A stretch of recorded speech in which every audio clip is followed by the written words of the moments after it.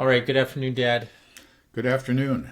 So I wanted to do an extra episode today just because with so much going on with Israel and Iran, I want you to help break down the situation for us.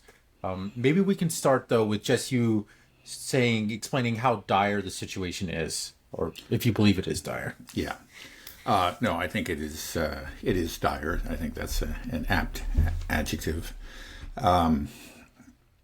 Yeah, as everybody knows, Israel launched a very large-scale attack on Iran, a surprise attack, and inflicted severe damage and killed many of their top military commanders and several scientists, nuclear scientists. And they have said that this is just the beginning. Israel declared that this was an operation that was going to take weeks. Now the difference here, of course, different from the difference between this attack that Israel has conducted. Now, Israel, we know, is always attacking its neighbors or other countries in the region. Lebanon, Syria, and of course the Palestinians. But this is a neighbor that can fight back. And this is, I think, anyway, it's why the Israelis have been so reluctant. That they're constantly talking about that this is the head of the snake. This is the power that we must take out. But they haven't done it. And, the attacks in the past have really been relatively minor. Maybe they couldn't do it. I think is really what it came down to. It's just that Iran has a formidable arsenal of missiles, and it's well understood, but also a very robust air defense system, and that has prevented the Israelis from inflicting severe damage on any significant damage really on Iran in the past. But this time, they launched a surprise attack. It took them completely by surprise. Again, using it appears the negotiations that were ongoing between the U.S. and Iran as cover. That were used to lull the Iranians into a false sense of security. And they also this attack was much more than simply a direct air attack that was carried out by missiles and aircraft that which was of course the pattern of past attacks. They sabotaged. This is a claim, and it appears to be true. Many of the air defense installations within Iraq. And very recently, we got some more concrete information about that. There was a German publication that said that this was done through cyber attacks. So apparently there was... I can't hear you. Sorry, I said you meant Iran, right? Not Iraq. Okay, yeah. Iran. Okay. Yes, I'm sorry. Yes, okay. So anyway, this was through cyber attacks and apparently drone attacks that were carried out in a manner very similar to what we saw in Russia in Operation Spiderweb, and possibly even some ground-launched short-range rockets and missiles that had been, again, smuggled into Iran. So this was something that took them by surprise, that at least temporarily disabled their air defense system and made them vulnerable. And I think this was quite a shock. And initially, Iran appeared to be defenseless. For the first several hours, we saw no response. And many people, Israeli officials, but then also geopolitical analysts who, some of them are quite sympathetic to the Iranian side, said, Iran has been essentially knocked out. They're unable to respond. We haven't seen a response. Maybe they just can't do it. That Israel took out their air defense, but also took out a number of their launchers. They're defenseless. This war is over. Essentially, is what they were saying. Now we know that's not true.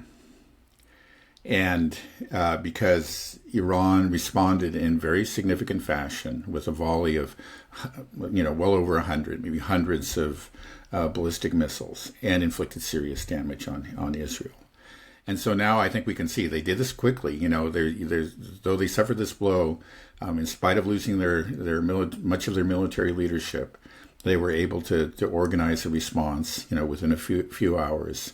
In spite of the attacks on the different missile installations, they were able to actually strike and hit Israel, with to inflict serious damage on Israel. This was unlike anything that we've seen in the past. The first two missile and drone attacks by Iran were demonstrative in nature.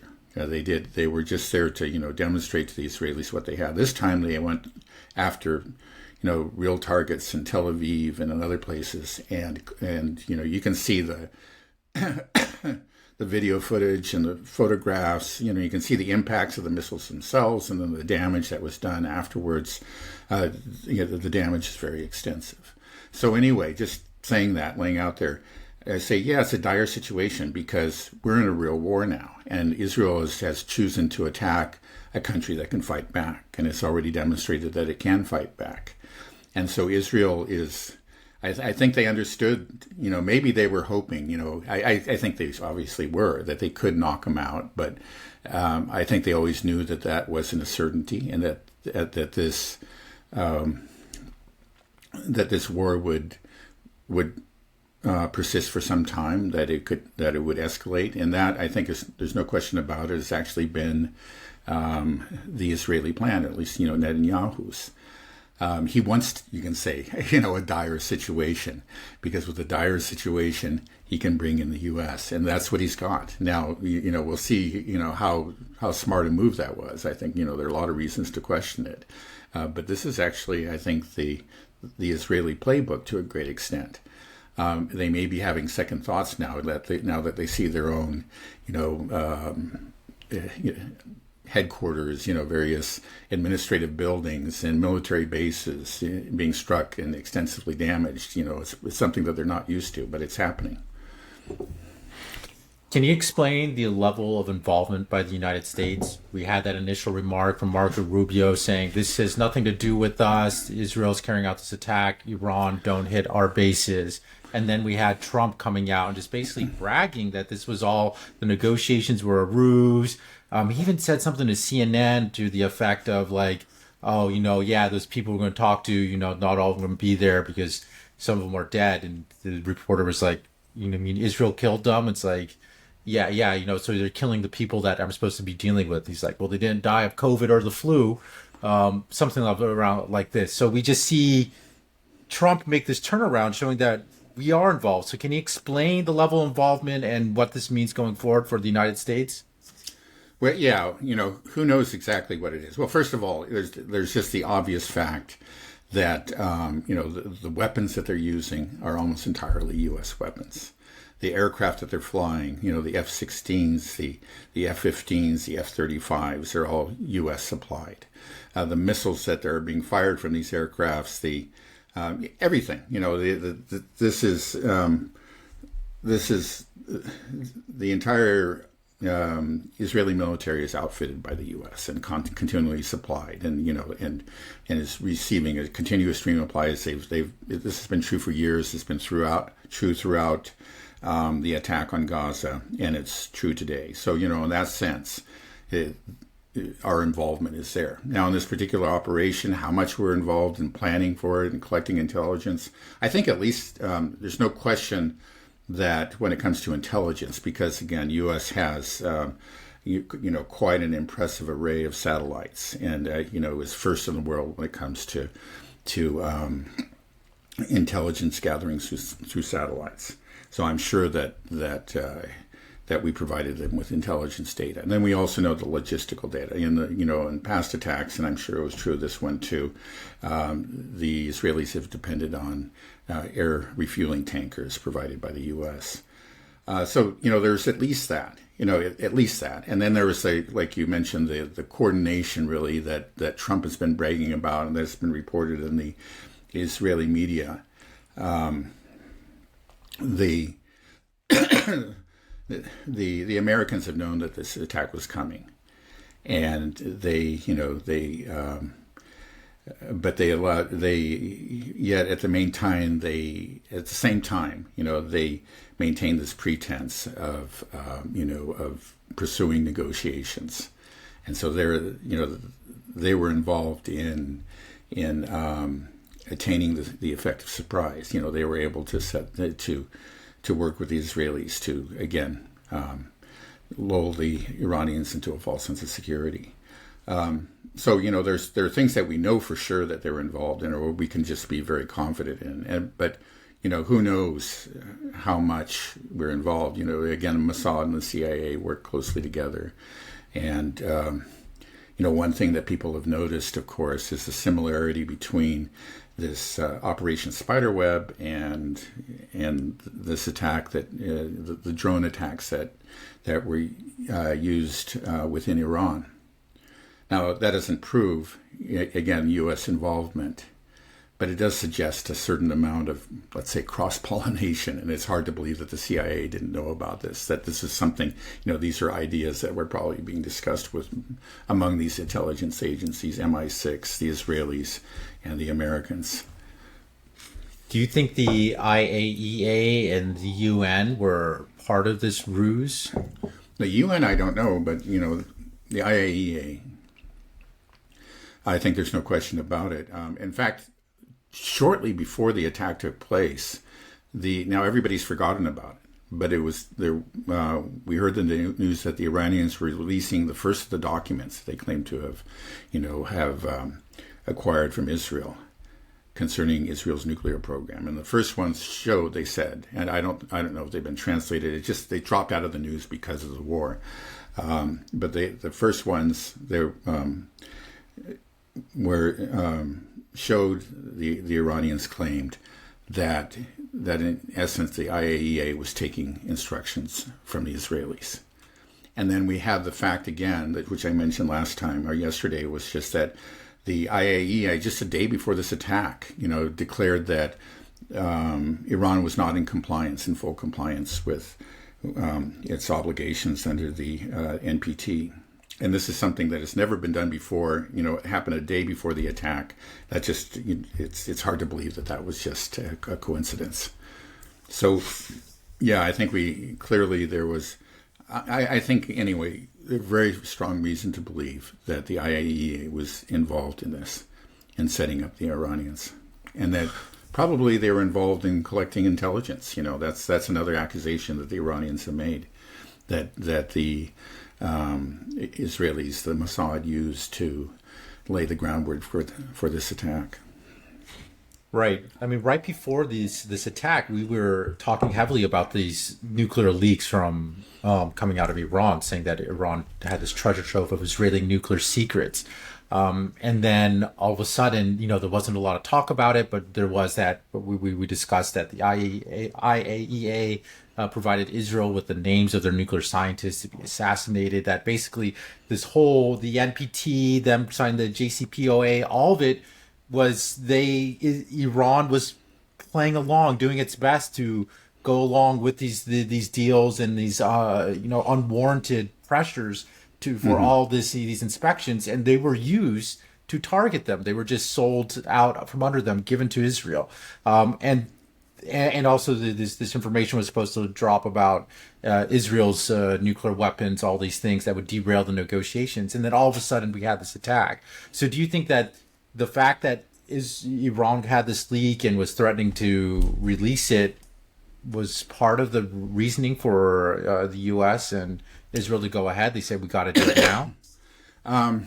Well, it's hard to believe that's what it was. I think because it appears that this is something that was being planned, ahead of time.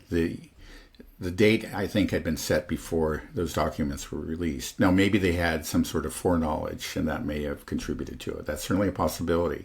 I suppose that if these documents, again, we just don't know what's happened. I don't know if they've been translated or anything, and nobody's talking about them right now. But if they appear to be extensive, and if they did actually demonstrate a great deal of coordination, between Israel and the IAEA,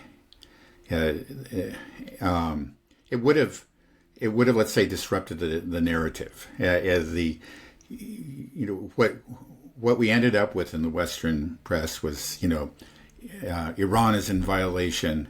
Oh, Israel has to attack. Israel attacks, right? But if they had, let's say, waited a couple of weeks and all these documents started to come out, and then there was talk about, hey, wait a second, what is the IAEA doing working with Israel? Then the effect of that statement, I think, would have been greatly blunted. So that's a possibility. It may have, forced them to possibly to, move ahead the schedule. We can only speculate about that. But that may, in fact, be... I can't hear you again. I'm sorry. Sorry, I keep muting myself. It was also Trump's, that 60-day warning to get a deal, and then this is day 61. So it sounds like this was kind of, I think it was said ahead of time. One thing is that, also we, in the days leading up to it, it was only like 3 days before the attack, we got those reports that those instructions to evacuate non-essential personnel from American bases in the region. Right. So I guess the big question is, will the U.S. get dragged in? I mean, it almost feels like we're already in it. We're part of this ruse. Iran knows that we're heavily involved, that we tricked them with this whole idea of wanting to negotiate for some type of deal, a nuclear deal, to achieve peace through diplomacy. That's completely out the window now. I don't think anybody can ever trust the United States again after this. Yeah. They shouldn't have to begin with, but and now it's even more so. Right. So what do you think? Is the U.S. going to get dragged in? I think it's likely. I guess the big question is Donald Trump himself. And Trump, again, is a very unpredictable person. And he's capable of reversing himself, of doing 180s. We've seen it happen before. It happened, with the Houthi fight. There were people that were pushing for, let's say, another 4 to 6 months. He said, this is what we need to finish this off. He gave him a month. It didn't work. He called it off. So again, he could reverse himself. I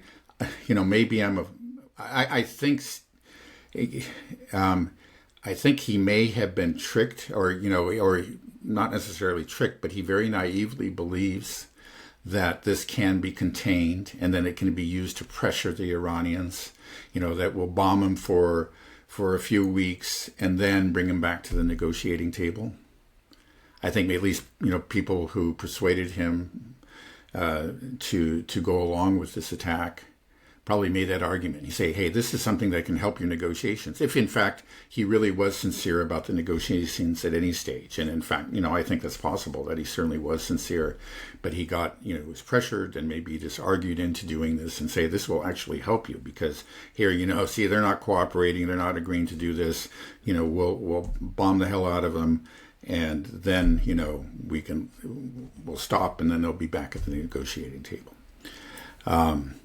Now, I don't see how that's going to work, unfortunately. And then Trump, again, just assuming that Trump ever intended to do anything, other than do this attack, he was pressured into it. The pressure is going to be on him, and it's going to grow as this conflict moves forward to intervene, right? Especially if Israel continues to suffer damage from Iranian missile attacks. There's going to be pictures of destroyed buildings. There are going to be civilian casualties. There already have been. Actually, very few.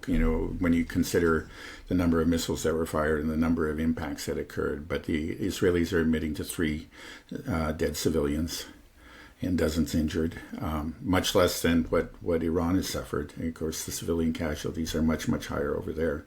But it's, the West has very little tolerance for Israeli civilian casualties. And I think there's inevitably going to be more, and the pressure will grow. And if it takes a real bad turn and the Israelis find themselves on the ropes, then the pressure is going to be overwhelming for the U.S. to go in. Now, there's just an off chance that there's a chance, that Trump will look at this and just realize, oh, this is heading the wrong way. This is going to hurt me. I had been told that this was limited and could be contained, and that we didn't have to become involved so directly, and the negotiations. None of this is happening, and I don't want to see again American personnel being killed. That just doesn't help with my base. And he may just say, okay, yeah, I'm out of here. We won. Just like with the Houthis, Iran is, took a huge blow because of, our awesome support that we gave for Israel. But now let's have a peace treaty. Because the Iranians are begging for it, even if they're not begging for it. You know how Trump talks. You could actually see that outcome. I think that's the best possible outcome that we could hope for. But the pressures to do otherwise, to escalate, to bring in the Americans, and then the chance that this is going to spread and there are going to be attacks on American bases, is there. So yeah, this is a very, very scary situation. I mean, that seems like the likely outcome. I think I wouldn't bank too much on Trump's reverse gear. I mean, yeah, he has it, but just the rhetoric coming out of him recently has been scary. Just saying, like proud of this ruse and saying that like they're all dead, and reminded me of when he tweeted out about us bombing this Houthi tribal gathering. It's like, oops, it's just very flippant and callous. Yeah. It's a scary side to Trump. It doesn't feel like the same Trump that said, I just want to see people stop dying. It seems like he doesn't have that same regard when it comes to Arabs or Iranians. Yeah. Enemies of Israel in general. I think that's true. Right. So what do you think U.S. involvement would look like? How will this start? Will this start with right now it's defensive, but clearly the pressure to go offensive is going to build. What do you think that would look like? Will that be Diego Garcia? Will that be our bases throughout the Persian Gulf? How does this work? It probably would be Diego Garcia. The problem with the Persian Gulf bases, obviously they're much closer. Of course, that makes an attack easier, but then it also makes retaliation, certain and very easy for the Iranians. Those bases are very, very close to Iran. And they can immediately, really destroy them, and kill a lot of the personnel and destroy a lot of the aircraft that are on the ground there. And I think the Americans are very much aware of that. And then I think also there is a problem again with the Gulf states that I'm sure they do not want their airspace used, and the bases there, for an attack on Iran, because they can suffer the consequences too. They understand that. And, they have all actually condemned this attack by Israel. They did not want this to happen.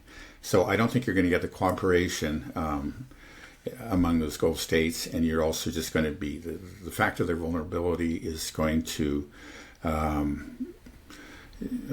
is going to force the United States to use bases farther away, namely Diego Garcia. Now that's a long ways away. We're talking about something like 5,000 kilometers, I believe it is. It's a long, long ways away.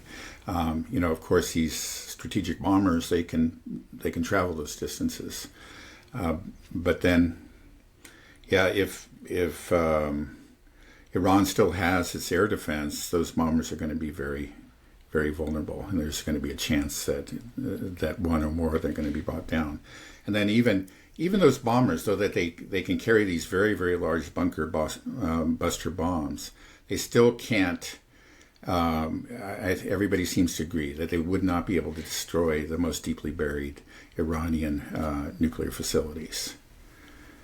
It's just they don't even have enough bombers to pull it off. I mean, there's theoretically, I can't remember what it is, if you drop 20 of these bombs or something, in succession, you could do it. But they don't even have a fleet that's capable of carrying that many bombs and pulling that off with a conventional. The only way you could do it is with a nuclear device. And, I hope to God that doesn't happen. I'm assuming that nobody's really thinking about that seriously now.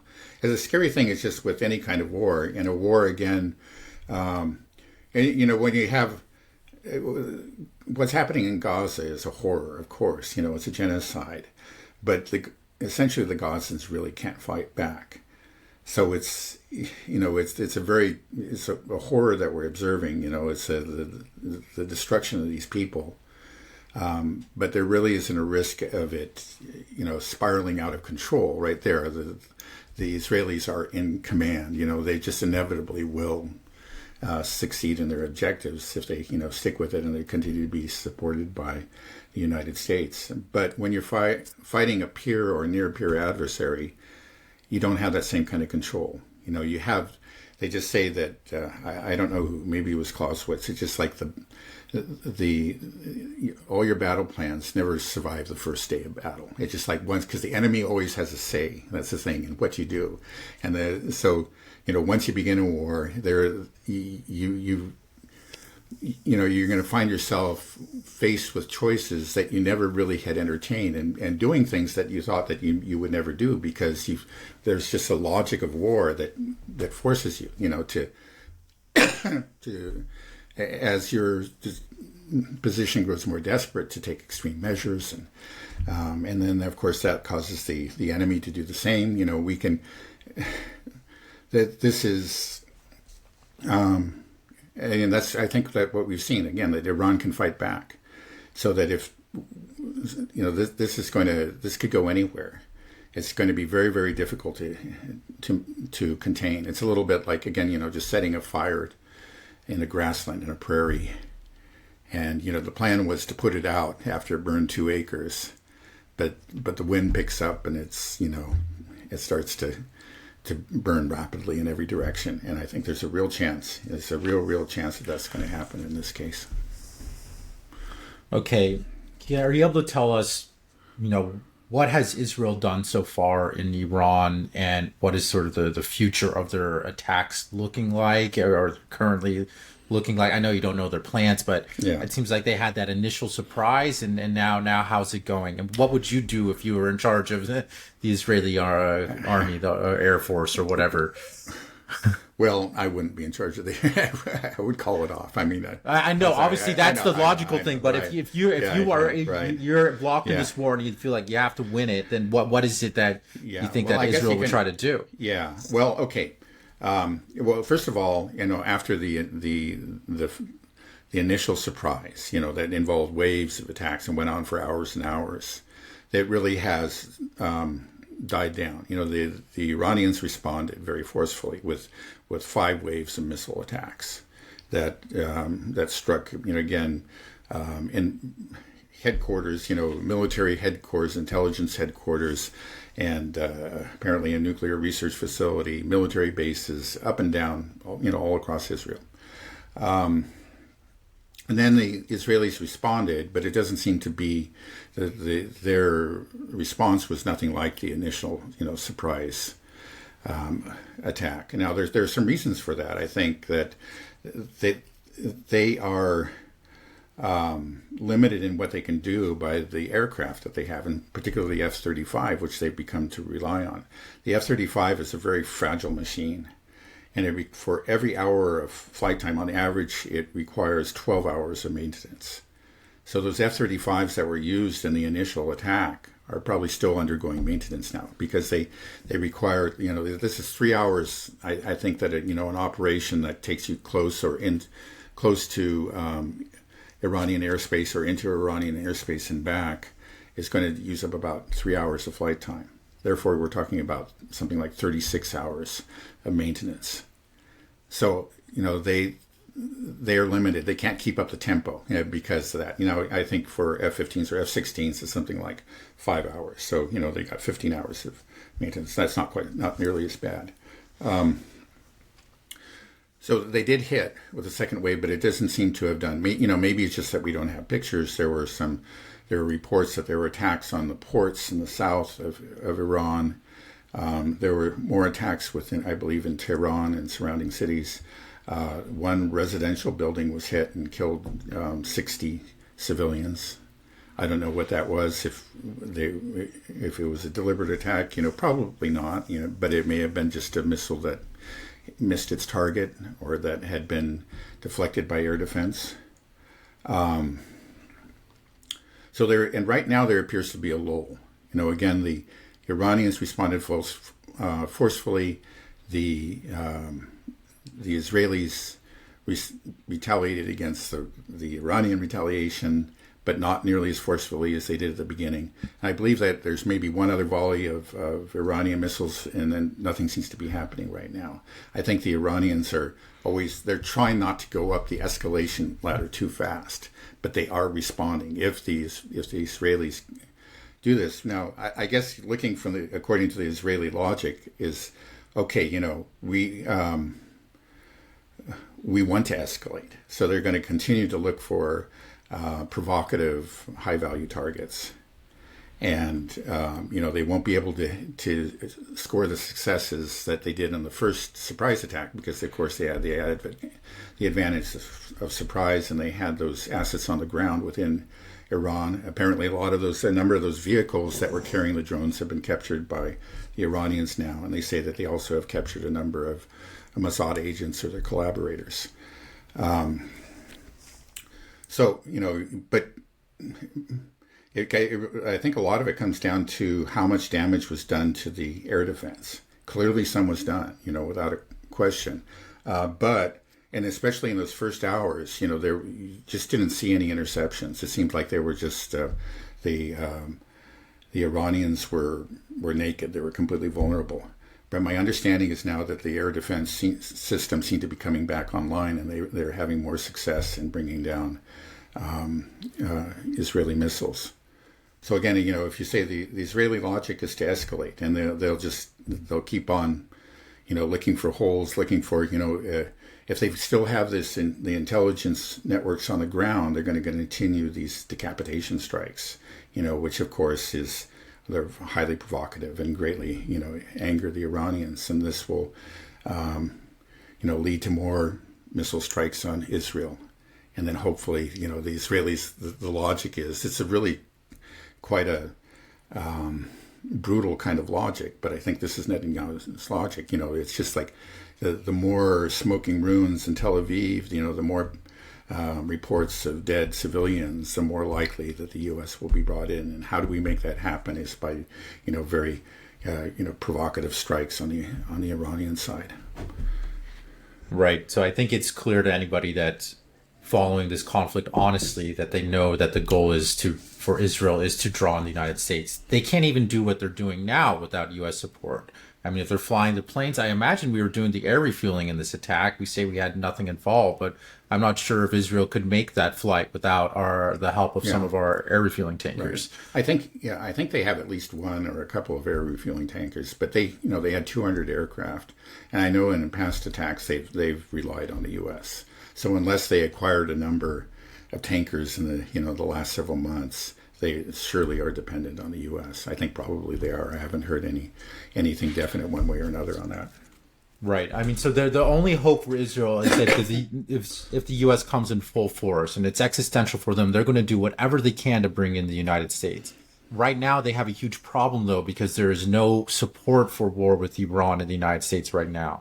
We weren't really buttered up for this war like with the Iraq war. We're a little bit more savvy. People understand something's going on. And Trump was elected to say no more wars. And all of a sudden it's like, oh, Iran's got nuclear weapons. We got to bomb. Israel's bombing them right now. Forget the negotiations. It's over. War with Iran. Everybody get on board with war with Iran. I think a lot of people are like, whoa, this isn't what I signed up for. I don't like this at all. So this is what makes me think that we are heading for a false flag type event, that this is what I'm afraid of. Because when I spent a lot of time watching the news yesterday live, Fox and CNN, and one thing that I saw reoccurring with all the guests that they had on, they were saying, oh, okay, well, Israel's military power is incredible, amazing, and we see what they did in this decapitation strike, and their air defense system is so good. Iran will have to resort to asymmetric warfare. That's what we have to watch out for. Watch out for terrorist cells that are scattered throughout the world, not just around Israel or America. They have their proxy. Iranian is the terror regime, and they will activate these terror cells, and we'll see terror attacks. That's what I saw again and again. And I just feel like, and I see Zionist Twitter pages as well, accounts is saying, like, watch out for false flag attacks. And it just makes me think that that's the only thing they can do. They're in this situation where they have to generate manufacturer consent.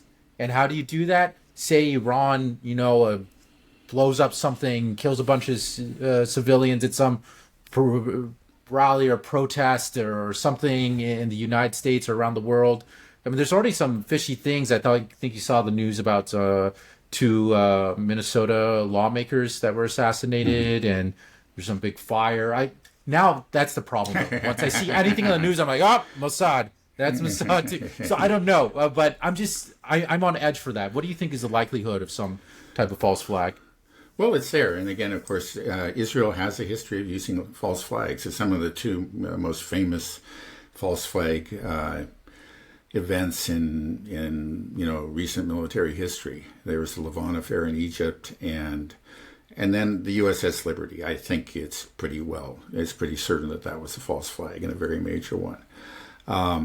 It was an attempted false flag. Let's put it that way. So yeah, there's a chance of it, and especially if they start to sense that a real reluctance on the part of Trump. He starts to look. It's like, oh God, this really isn't working out very well. My base is kind of mad at me. This is, I think we should just call it quits now and declare victory or something. And he starts really, making these statements, and you could see him doing something like that. I mean, that's potentially, what will occur. Again, it's just like the Israelis have gone way out on a limb here, and Netanyahu in particular. And I don't think he's going to crawl back. He's going to. What can he do? It may be this already is a very, very reckless act, and so if they, and we've seen a lot of reckless acts and really, frankly, very extreme, acts that is just completely disregard, all norms of war, and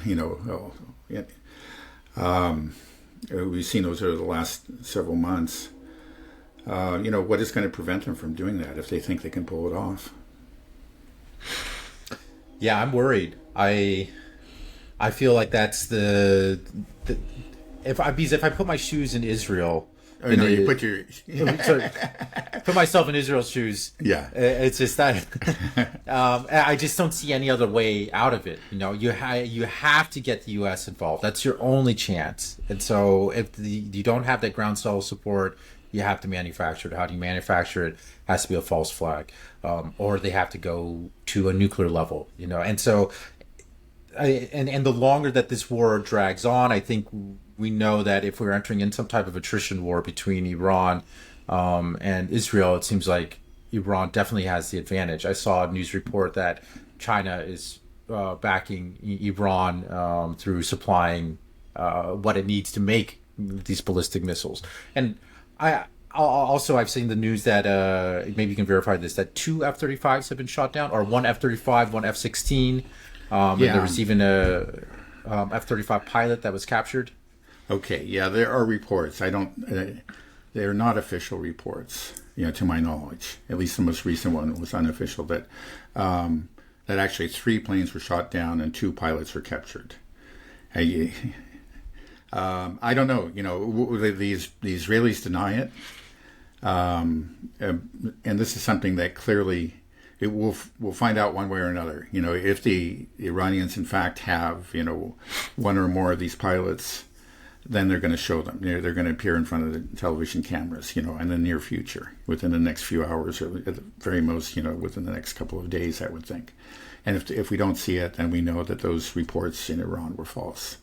Right now we just have to say that it's not confirmed. This war between Israel and Iran is so different than what we see in the Ukraine. In the Ukraine, we have 2 armies that are side by side, a long front line. We have trenches and artillery shells. We've even had footage of hand-to-hand combat. With Israel and Iran, they're over 1,000 miles apart, and it's this long-range warfare. Do you think that's a more dangerous situation because the only options you have are essentially escalating with larger and larger, ballistic missiles or ICBMs or whatever it is you have? Yeah. Well, I guess in one way it's,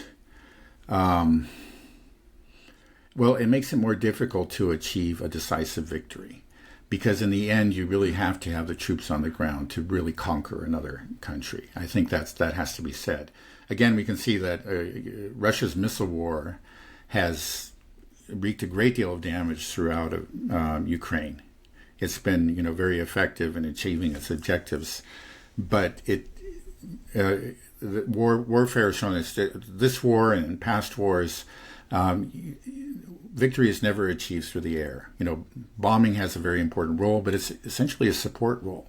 It's that the battles, the real battles, and the final, victory can only be achieved, or the battles can only be decided by ground forces, again with air support. So what we have here is, I think it becomes impossible actually for either side to achieve a total victory over the other side. But eventually, again, if the U.S. doesn't become involved, if somehow, because the Iranians are very restrained, very careful, and do not provoke the U.S., are careful to avoid the targets. And then Trump himself, again, is truly reluctant to bring the U.S. in directly, and he actually holds his ground. I wouldn't depend on that, but he just might. Okay, so we have just a war between Israel and Iran. If that war goes ahead, that eventually it's going to, I think we're going to, not have a total victory, but we're going to have maybe reach a state of exhaustion. And I think that state of exhaustion is going to happen first in Israel because I think that they have less capacity. They have fewer missiles to begin with, my understanding, and they don't have the productive capacity to replace the missiles that they're using. Their air defense eventually will be, all their interceptors will be depleted. And Iran will still be standing. I mean, Israel will still be standing, but it'll be greatly weakened. And it will start to experience increasing pain, let's say, as it just becomes easier and easier for Iran to penetrate Israel's airspace and hit its targets. Now, this could go on and on. Israel could still be supplied by the U.S. It'll stand. It won't be utterly defeated, but it'll become very painful. And and so if it comes down to the U.S. If you have a president that has decided, he was going to support this attack, but no, the U.S. is not going to become involved. He finally decides that this just isn't working, and he pressures Israel to call it quits, to ask for a ceasefire. They'll have to do it because there's just, the only reason that they can still stand and, still be in the fight in some sense is because the U.S. is there. Maybe supplying them with insufficient missiles, but still missiles, still supplying with economic aid, et cetera, et cetera. They'll still be there. But if the U.S. says no, they'll have to call it quits. I guess this is what we always hope for, but it never really happens, But that's what I can say. Now, things change. Well, even if the U.S. becomes involved, B-2 bombers start dropping big bombs, they still... Iran's a big country, and they know they've been attacked. Now, right now, there's a great deal of anger. The anger is not directed at their own government. Their anger, of course, is quite naturally directed, first of all, at Israel, and then second at the U.S. If the U.S. becomes involved, it's just they know who's been attacking them, who's in the past and in the present, and in the end, you really cannot defeat them. You cannot defeat a country just through the air. They will still be in the fight. It's going to, at some point, the U.S. is going to have to, or Israel is going to say, well, this just isn't working, or we can't do it. And again, maybe in true Trumpian fashion, declare victory and go home. But after a great deal of destruction has been wrought. And then, again, this is like one of the rosier scenarios that I'm painting. It's a possibility. But then there's always a chance, again, if it's spreading to, to certainly if the U.S. becomes involved to military bases, but then attacks on economic, infrastructure, on attacks on oil refineries, the closing of the Strait of Hormuz, there are all these things that become a possibility if this goes on too long, and then the situation becomes, dire for both sides. Do you see this conflict the beginning of the end of the state of Israel and the United States? Well, Israel, yes. And I can say, just even with this first few volleys of missile strikes on Israel, we've never seen those pictures before. Israel, this is what Israel does to other countries, right? And this is the first time that I've seen leveled blocks, entire destroyed buildings. Maybe not leveled blocks. Well, actually, one of them, was this city's, I don't know where it was exactly, but outside of Tel Aviv, it looked like a leveled block. Many, many houses, structures had been destroyed and just were rubble. And then within Tel Aviv, you saw entirely destroyed buildings, and not just one, but several. This is something you never saw, and I think it's got to be a shock to the Israelis. Now their government, the IDF, I think is working hard to really cover up the extent of the damage, and they've made a lot of ridiculous kind of Baghdad Bob-like claims about how successful their air defense was, and but you can't hide the rubble. People in Tel Aviv know it. They know what happened. They saw the explosions. We saw the video of the impacts, and some of those impacts those explosions were enormous. So this is something. This is new. This has never happened in Israel before, and I think it's got to change the perception that Israelis and other people have about Israel and its security. They've always had this sense of invincibility, right? They're the ones that do this to other countries. They've never actually dealt with a country before that can hit them back, and that's going to affect the that's got to lower their faith in the future. The Israelis, many have left already. Some have come back, but after this, I think many more are probably going to consider emigration. And then again, it's just like if you're a business thinking about investing in Israel, you already had your doubts after October 7th, but this has got to increase your doubts that this maybe the long-term security, stability of this country is very doubtful. We're not even talking about the polarization of domestic politics, but now, you have you could say not exactly enemies within, but just a very fragile, a very fraught domestic political situation. And then you're dealing with actually a very formidable foe from without. That just puts, a lot of what, a country depends on, especially an economy, is a faith in the future. And this is, I'm sure, just this first day of retaliatory strikes by Iran has affected that faith in the future, has greatly diminished it. How do you assess Israel's ability to inflict damage on Iran versus Iran's ability to inflict damage on Israel? Because we see that the system that Israel has adopted is via these aircraft, with these fighter jets to fire missiles, whereas in Iran they fire these drones and ballistic missiles. Why are they? I'm wondering, why does Israel not have the same type of missile capabilities or force that Iran has?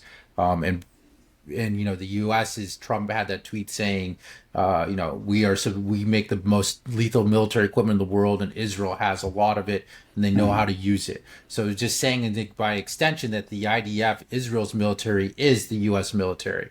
We're supposed to be the most lethal, the most powerful. Is this the best way that you should be conducting long range attacks? Is with this aircraft or the Iranian method? Yeah. Well. The missiles have the advantage, and let's say a ballistic missile in particular has the advantage of being able to carry a much larger explosive charge. Those air-launched missiles are smaller, and they just cannot do the same kind of damage. That's a fact. And then aircraft themselves are more vulnerable to air defense than missiles themselves are.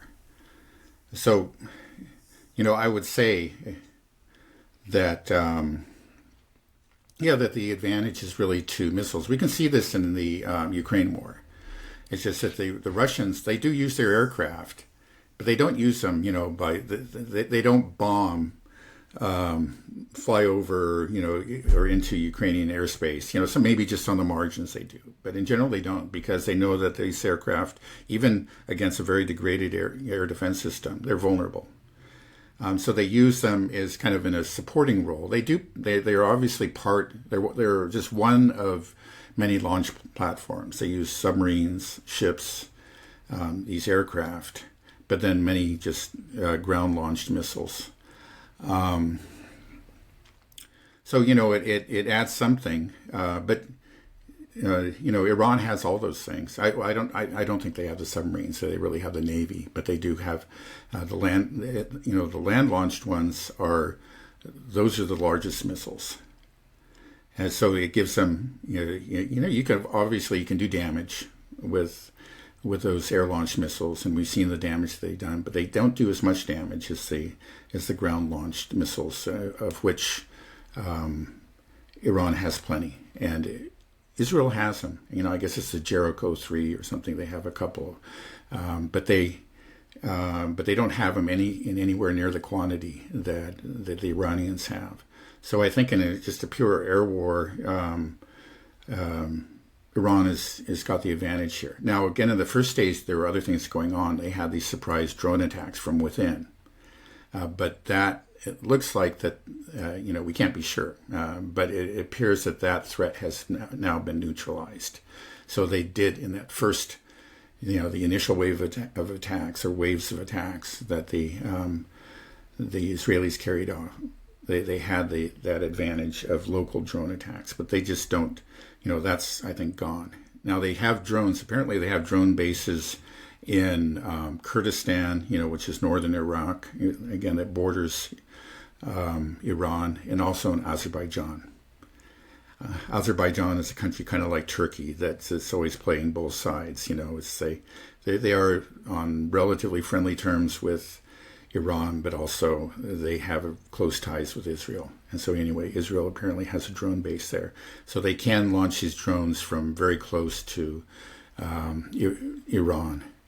And obviously drones can do a lot of damage. We see what they've done in Ukraine, for example, but they are also more vulnerable to air defense. So it really is a question of to what extent Iranian air defense has been degraded. But yeah, going just back to the larger question, I would say, we don't know. We've heard these claims about the Iranian arsenal, and I think it's true, and I think so far what we've seen supports it. But we're only entering into day 2, basically, of this war. So we don't know for sure. But if they have the arsenal that has been claimed for them, the Iranians will have the advantage. They have the larger missiles that can wreak really much more destruction. Right. It does seem like the Iranian system is far inferior. The Israeli system is far inferior of having to fly your jets over the space. Supposedly 2 or 3 have already been shot down. You talk about the maintenance costs, but they can't just fly over Iranian airspace. It kind of surprises me that Israel's in this situation wanting war with Iran constantly, and it doesn't seem like they are equipped for it at all, and it doesn't feel like the United States is either. That we are using outdated tech that is not really.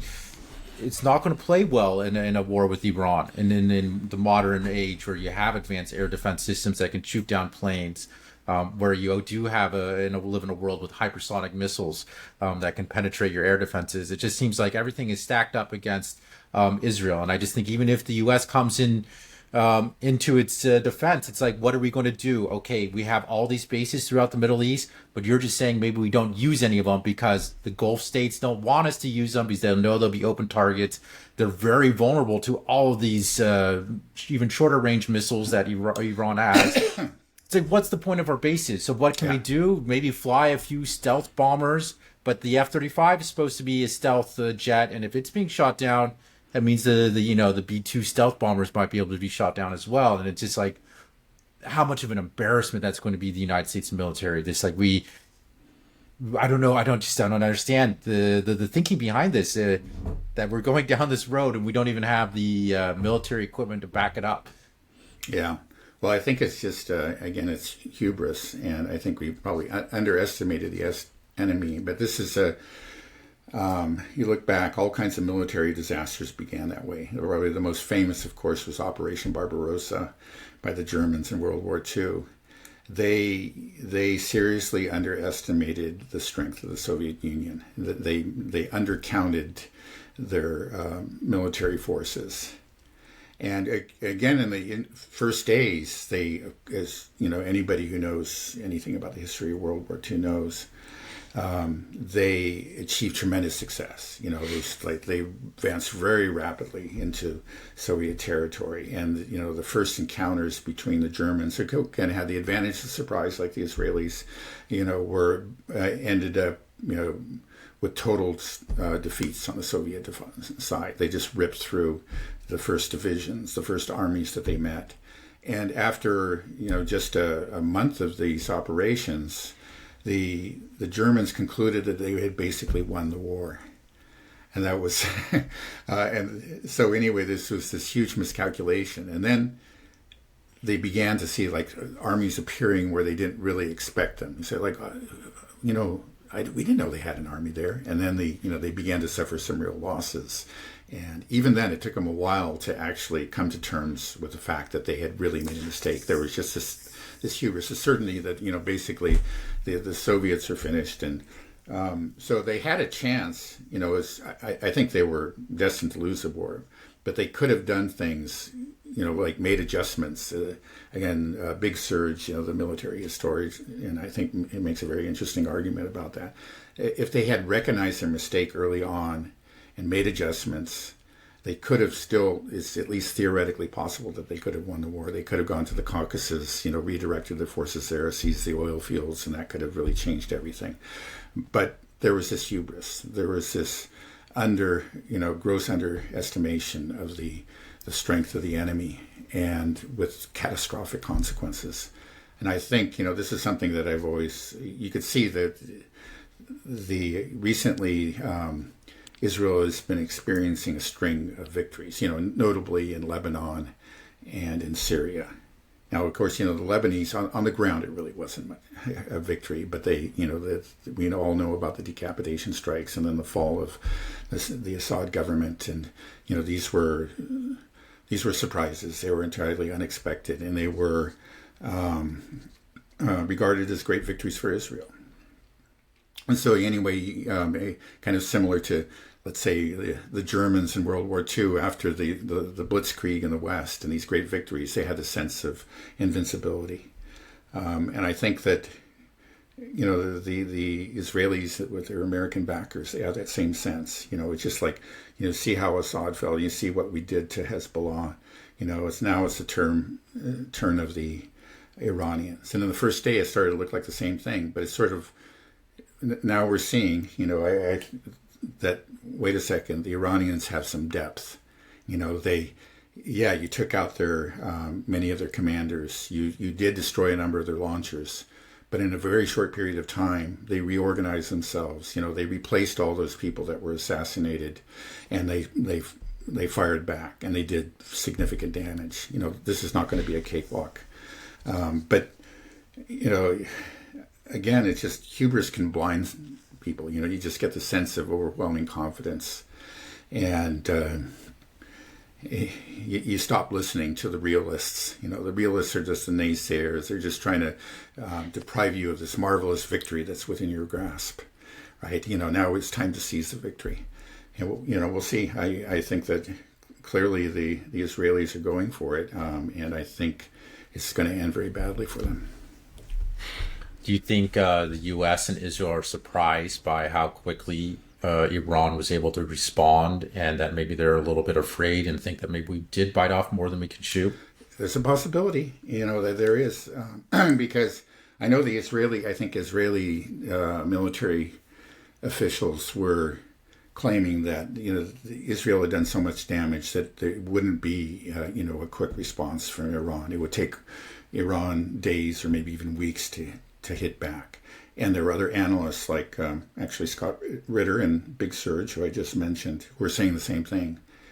And Big Surge, to his credit, quickly said, "Whoa, boy, did I get that wrong?" They they were ready. They didn't, clearly they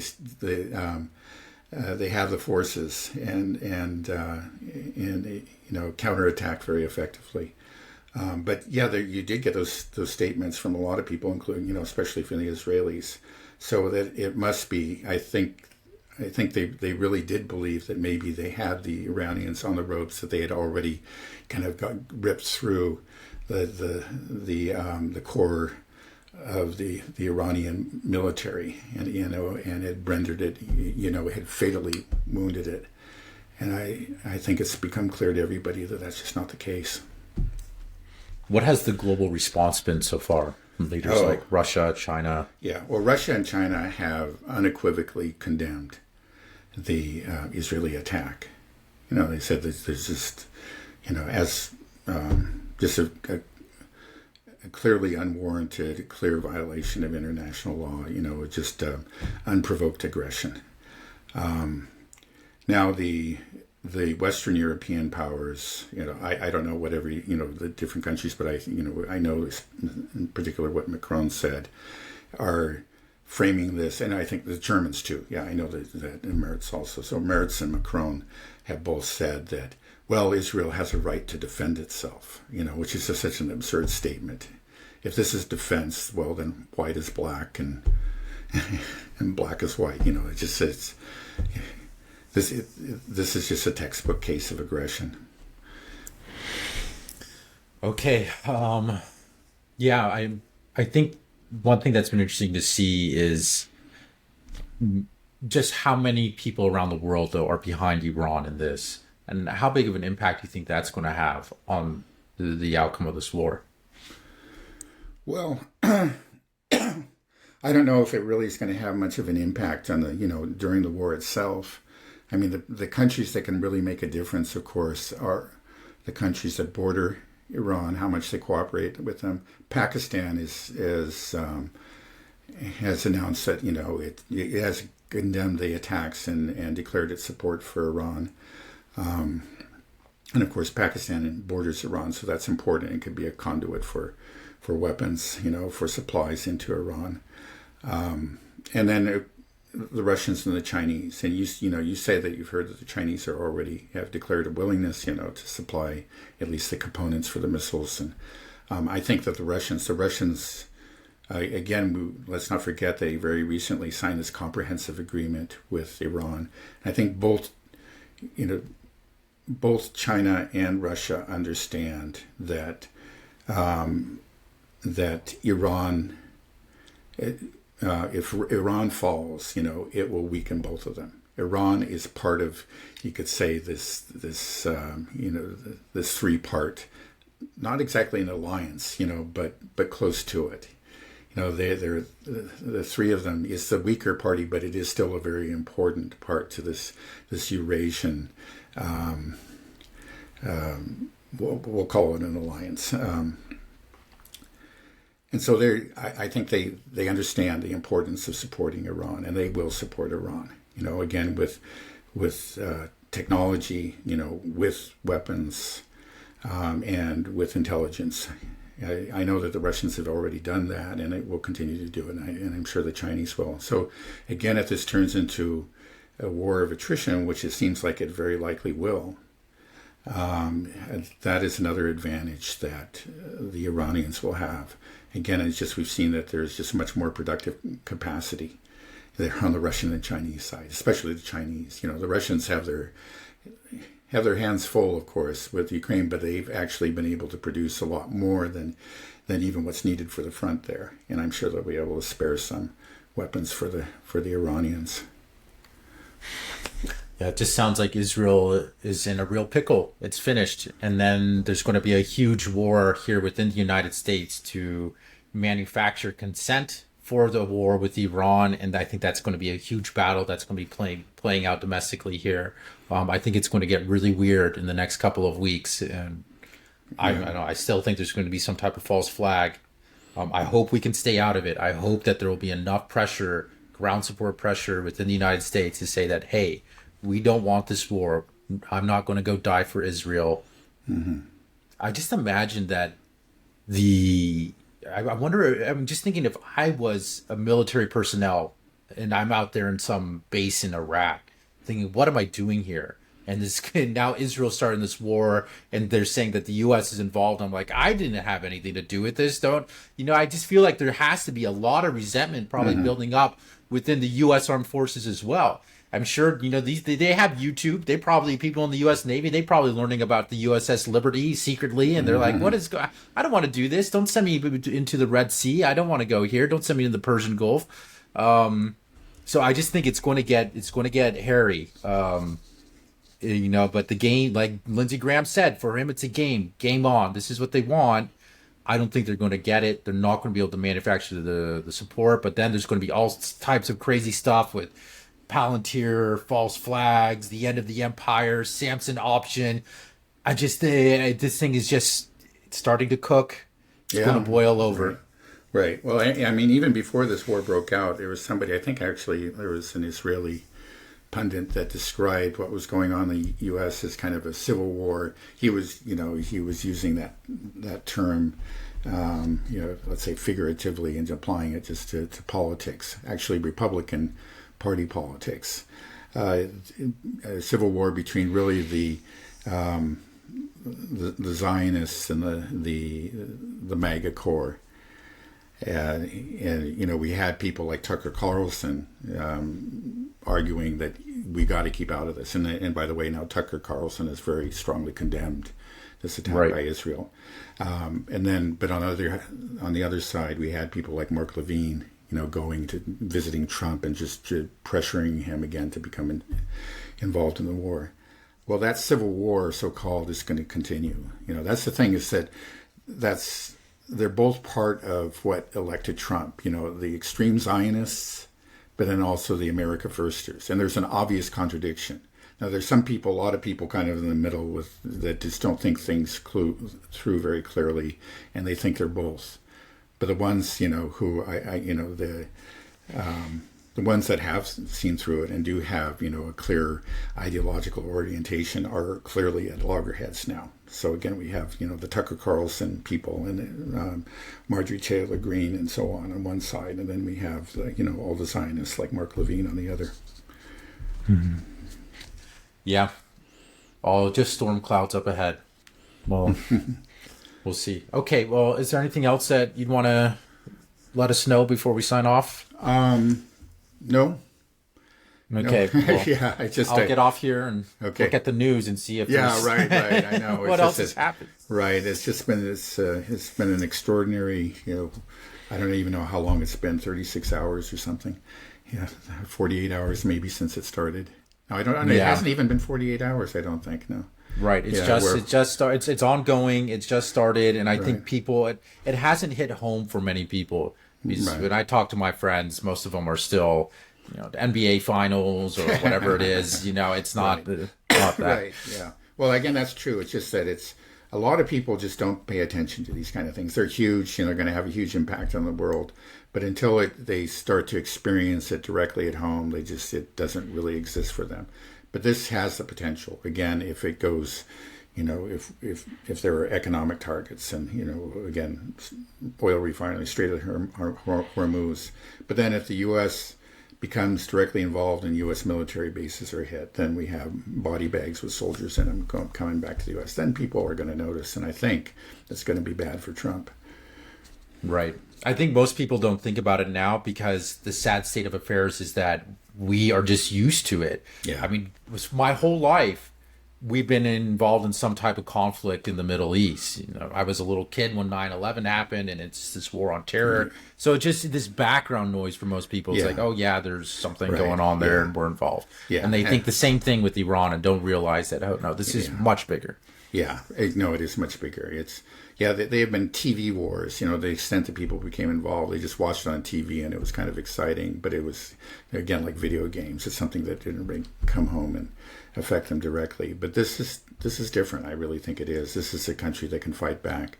Iraq really couldn't fight back, Obviously the Gazans can't fight back, but Iran can, and it's already demonstrated. I've never seen those kind of images coming out of Israel, and the Israelis are trying to downplay it, but it's got to have affected the psychology of the Israelis significantly. Right. And, just the ability for the Israelis to try to garner sympathy now, it's so, the hypocrisy is just laid bare. And people are just like, are you kidding me now? Yeah. You're saying, look, they're targeting population centers. Like, you've been bombing Gaza relentlessly for almost 2 years. We saw you just bomb apartment buildings in Lebanon, kill hundreds of people at a time. And you're just doing the same thing in Tehran. Right. And then you see that Israel's got the head of Mossad is located right in downtown Tel Aviv. They got their missile launchers right embedded in the city. It's like they use this excuse of constantly, Hamas is using human shields, and it just none of their arguments. The fact that they're even saying it right now, I think is just hurting them. It just people are like, you got to be kidding me. After all this, there's all these jokes going around like, I just went over and punched my neighbor in the face. Pray for me because it's what is going on? Yeah, I mean, it's just the hypocrisy is so brazen that you hear like that statement by Israel Katz, the defense minister. The Iranians have crossed all red lines. They're striking population centers, and you just say, "Aren't you?" You'd think that you would be embarrassed to say that, but I don't know. I guess they're just beyond embarrassment. They just right, yeah, and so it's just that's why I'm also just nobody other than the people that are in the pocket of AIPAC or ideological zealots, Christian Zionists, or just hardcore Jewish Zionists.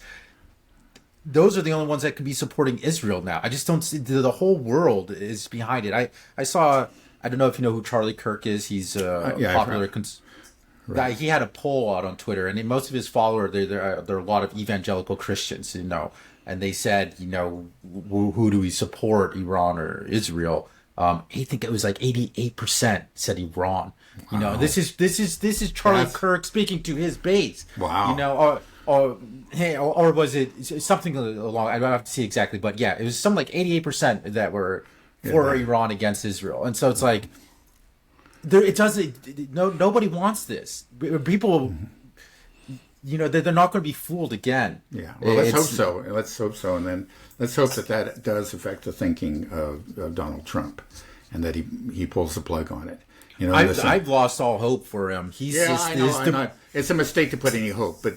So I shouldn't even say that, but it's just who knows? It's just like he might do. I'm not placing any hope or have any confidence that he will, but there is the off chance that he could. There is the chance that he really could respond to these pressures for his own interests, his own political survival. Right. I mean, just how the fact that the Iran negotiations were a ruse. That he lied to everybody about wanting to achieve peace. Maybe there was some initial intention, but it became clear that something weird happened when Witkoff first said, "Okay, we can have some enrichment," and then it's like, "Okay, we both want to deal. We don't want a nuclear weapon. You don't want us to have a nuclear weapon. This should be an easy one to hash out." Right. Then all of a sudden, completely flipped the script, and I think it was at that point where it was like Donald Trump, or whatever, was Netanyahu said, "We got the Epstein files. You better go along," or something like this. Something happened, and then it became part of this ruse to, and it's so nefarious and craven that it's just I've lost any respect for the Trump administration to be honest, to do anything realistic, and the rest of the world I think sees that too. No way that Russia is going to be engaging in real negotiations with the United States over Ukraine anymore after this. Especially we saw what happened with Operation Spiderweb on the eve of negotiations in Istanbul. Right. I'm sure China is like, we're completely done. Who's going to? I don't trust my own government with anything. I'm afraid of what's going to happen here. I'm at the point where maybe I do need to go back to China. Like with this Palantir stuff, just the fact that we're talking about the conflict honestly in an objective way. I'm afraid when this starts to spiral out of control and they need a manufacturer consent, they're going to come after everybody that's trying to speak against it. That's what happens. So this is I don't know. It's we're not there out yet, of control. But it is scary. I agree. Yeah. Okay. Well, we'll end it there. Okay. before I get too heated. Okay. All right. Okay. All right. Thanks a lot, Dad. All right. All right. Bye bye. Bye bye.